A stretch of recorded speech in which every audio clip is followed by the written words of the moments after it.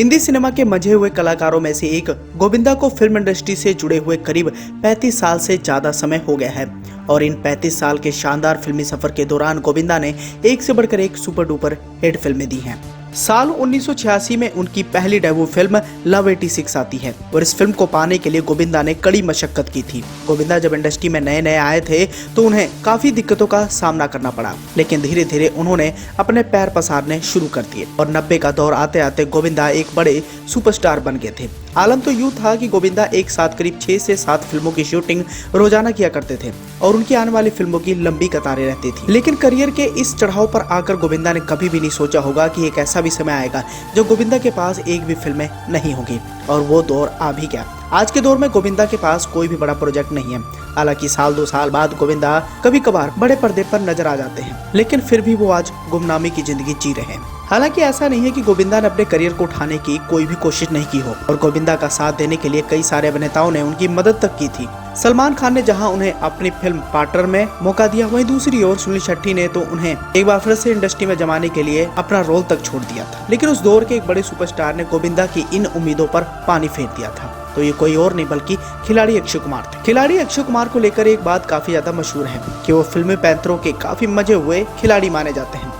अपने इस जौहर का कमाल जब जब उन्होंने दिखाया, उनके साथ काम कर रहे अभिनेताओं को इसका खामियाजा भी भुगतना पड़ा और एक ऐसा भी समय आया जब अक्षय कुमार की वजह से गोविंदा का करियर बनते बनते रह गया था। अब राजनीति से वापस बॉलीवुड की शरण में लौटे गोविंदा अपने करियर को फिर से शुरू करने की पुरजोर कोशिश में जुटे हुए थे और इसके लिए वो कड़ी मशक्कत भी कर रहे थे। उनके कुछ दोस्त, जिसमें सुनील शेट्टी भी शामिल थे, गोविंदा की मदद करना चाहते थे। सुनील शेट्टी उन दिनों प्रियदर्शन की फिल्म भागम भाग में काम कर रहे थे, लेकिन जब उन्हें महसूस हुआ कि इस रोल में गोविंदा उनसे बेहतर जमेंगे तो उन्होंने प्रियदर्शन से गोविंदा की सिफारिश कर अपनी जगह गोविंदा को फिल्म दिलवा दी। अब सुनील शेट्टी को लगा कि शायद मेरी जगह पाकर गोविंदा अपने करियर को एक बार फिर से पटरी पर ले आएंगे, लेकिन अक्षय कुमार को जब इस बात का पता चला तो उन्होंने एक नया खेल खेलना शुरू कर दिया। अब गोविंदा की एंट्री होते ही अक्षय कुमार, जो पहले से इस फिल्म का हिस्सा थे, उन्होंने अपनी गोटियां बिछानी शुरू कर दी। बॉक्स ऑफिस पर भले ही उस समय गोविंदा का समय ठीक नहीं चल रहा था, लेकिन कॉमेडी जोन में अक्षय गोविंदा के मुकाबले कहीं नहीं टिकते थे। इस बात को अक्षय भली भांति जानते थे कि अगर गोविंदा को मौका मिल गया तो ये उन पर भारी पड़ सकते हैं, इसलिए उन्होंने प्रियदर्शन पर दबाव बढ़ाना शुरू कर दिया। हालांकि उस दौरान अक्षय कुमार एक बड़े सुपरस्टार थे और उनका करियर उन दिनों पूरे शबाब पर था। जाहिर है प्रियदर्शन पर भी उनका जादू चढ़ा हुआ था और प्रियदर्शन को ना चाहते हुए भी उनकी बात माननी पड़ी। अक्षय के कहने पर प्रियदर्शन ने गोविंदा के रोल पर कैंची चलानी शुरू कर दी। इस फिल्म में गोविंदा अपनी दूसरी पारी की शुरुआत कर रहे थे। जाहिर है ये मौका उनके लिए डू और टाई यानी करो या मरो जैसा था, लेकिन प्रियदर्शन पूरी तरीके से अक्षय कुमार के दबाव में काम कर रहे थे। धीरे धीरे गोविंदा का full flash role guest appearance तक पहुंच गया। गोविंदा को उम्मीद थी कि भागम भाग में उनका किरदार काफी पॉपुलर रहेगा, लेकिन उन्हें इस बात का कभी अंदाजा नहीं था कि उनके पीठ पीछे एक बड़ी साजिश हो रही है। अब धीरे धीरे गोविंदा के जो बेहतरीन रोल थे, अक्षय के मुताबिक उन्हें काट दिया गया। हीरो के रूप में फिल्म साइन करने वाले गोविंदा साइड हीरो बन गए और अक्षय कुमार का रोल बढ़ता चल गया।